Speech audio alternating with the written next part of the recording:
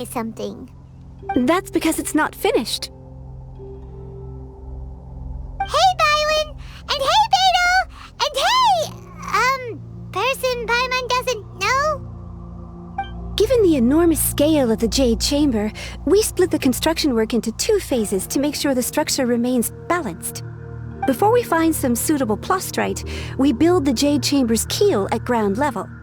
Once the plastrite is ready, we place it into the keel and let the partially constructed Jade Chamber rise up to the height of the surrounding mountain peaks. The remainder of the construction work is then carried out at that altitude. Once everything is ready, we release the iron tethers and allow the Jade Chamber to rise to its target altitude. Miss Bywin, we've brought some new materials to submit. One moment, I'll be right there. The construction work has only been able to progress this rapidly thanks to the plastrite provided by you. Lady Ningguang is most grateful and looks forward to seeing more of your work. Wow, can't believe you sourced the plastrite so quickly. It's the key piece of the puzzle. Looks like you beat us to the punch. Beto, you're joining the Jade Chamber contest too? Sure am. I happened to get my hands on a chunk of sunset vermilionite on a voyage a while back, so I figured I'd bring it over. Huh. So even though it's rare, we're not the only ones who managed to get a hold of it. Oh, I've got some introductions to do. This is the renowned Miss Yun, or Yunjin, probably the most famous figure in the Liyue opera scene. Greetings. These two are Paimon and the Traveler, both good buddies of mine. And this is... sorry, not sure we've met. Shenhe. I am their... friend. Good to meet you. A friend of a friend is my friend too. Or, as I like to say, a mate of a crewmate is part of the crew. Miss Yun is also here for the contest. Turns out she needed to borrow a boat, so we came together. It's an honor to finally meet you both. I've heard much about you. Miss Shenhe, though we are only meeting for the first time, I have a feeling that we will get along very well indeed.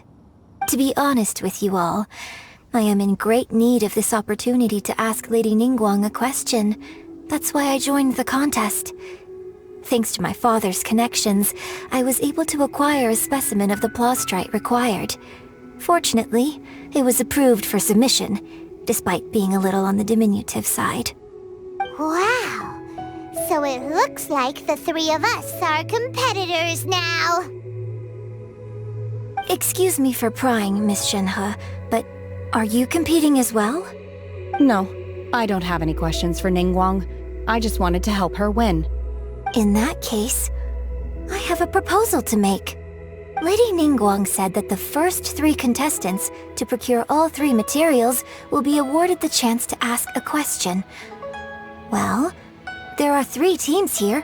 We can split the prize between us. Instead of competing against each other, we could work together to secure the top 3 places between us. What do you think? Sounds great, but how does it change things exactly? I think I see where you're going with this, Miss Yun. The plastrite was the most difficult item to source by a long shot. Luckily, all 3 of us managed to get our hands on it.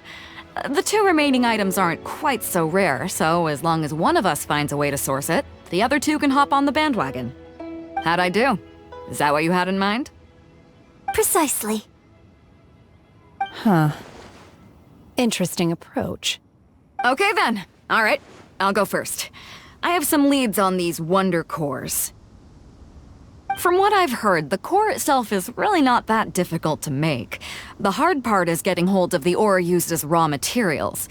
I'm gonna head back to the ship and ask Suling if he's heard of them. You guys... We will head into town and seek advice from Master Zhang of Hanfeng's Ironmongers. Thoughts? Wonderful.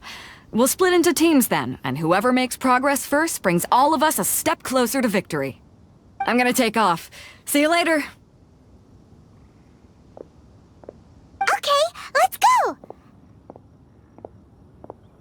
By the way, what question are you gonna ask Ningguang Yunjin? I'm looking for a venue to host the performance of our new opera. Lady Ningguang has excellent judgment, so I would like to hear her opinion. Ooh, what's the opera called? Paimon wants to go see it. The opera is a labor of love by my father. He wrote it based on a popular urban legend about an evil spirit and an adeptus. It's called The Divine Damsel of Devastation.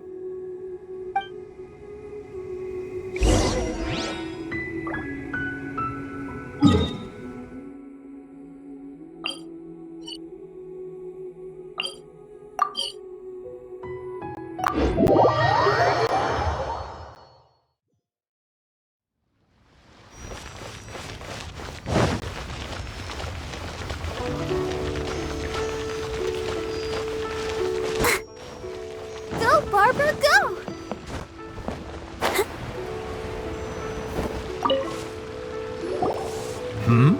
Ah, hello. Are you here for something off the shelf, or do you need something forged? Excuse me, Master Zhang. We were wondering if you'd heard of something called a Wonder Core. Of course I have. Sorry, who's asking? My name is Yunjin. Perhaps you don't know me, but I believe that you forged some weaponry for my father in the past, for stage use. Yunjin? Stage use? Oh, so you must be Miss Yoon. Sorry, my brain's finally caught up. It's not used to doing much beyond bashing a hammer all day.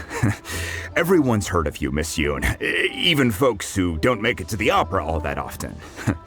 Like myself. So, you're here to ask about Wonder Cores, huh? As it happens, I do know how to make them. Matter of fact, I made some for Lady Ningguang back when she was building the original Jade Chamber. The types of ore needed to make Wonder Cores are a little hard to come by. Lady Ningguang supplied them herself last time. I don't suppose you've brought any yourselves? No, we were gonna ask you what kinds of ore we need. Sure. Well, you'll need two kinds. Star Splinter Iron and Subrosium. If I remember correctly, Lady Ningguang sourced her Star Splinter Iron from the Mount Tianheng area. They say it resonates with visions. It could take some work, but if you stick with it, you'll find some eventually. As for the Subrosium, though, that's trickier. It's all but unheard of on the market. I'm really not sure. Sorry. What I've heard is that the people around Mount Tianheng have some sort of magic trick that can pinpoint the location of the stuff. Of course, it's probably just hearsay. If you want my advice, start by looking for Star Splinter Iron around Mount Tianheng. And if you run into any locals, ask them a few questions about Subrosium. Mount Tianheng. Interestingly enough, the story of the Divine Damsel of Devastation also takes place on that mountain. I hear the view there is quite spectacular. A favorite destination of the adepti, in fact. Perhaps it can give me some inspiration. Let's not delay. We should head straight there.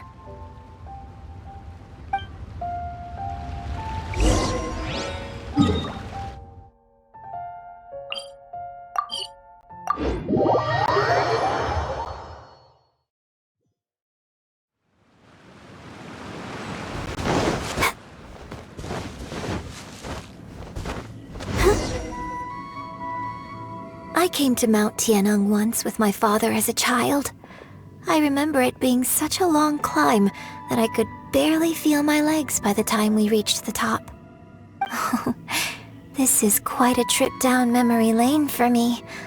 Look at these majestic, towering peaks and the gently flowing streams. It's like setting foot in paradise. No wonder the legend of the Divine Damsel of Devastation is said to have taken place here. Adepti wander oft where mortals seldom stride. Indeed, this looks like a place that one might expect to be frequented by adepti. The Divine Damsel of Devastation is your upcoming opera, right? And the story takes place in Mount Tianheng. Huh. Seems like you have a real connection with this place. What's the story about, though? It's the story of a girl becoming a hero.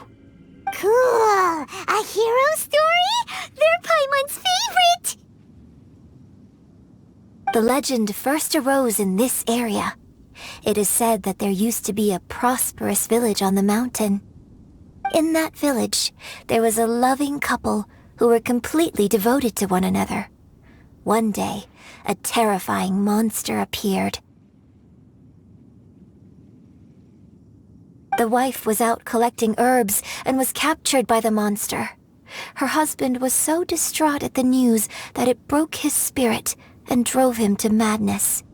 The vile and vicious monster told the villagers, "If you want to live, you must sacrifice a child to me." What a nasty piece of work! Paimon sure hopes this monster gets put in its place! But the monster was so terrible and so strong that all within the village were terrified of it. They had no choice but to give in to the monster's demand. Just while they were discussing whose child would be given over to the monster, a little girl suddenly stood up and came forward. No! Don't do it, little girl! Unbeknownst to anybody else, she was concealing an exorcist's blade.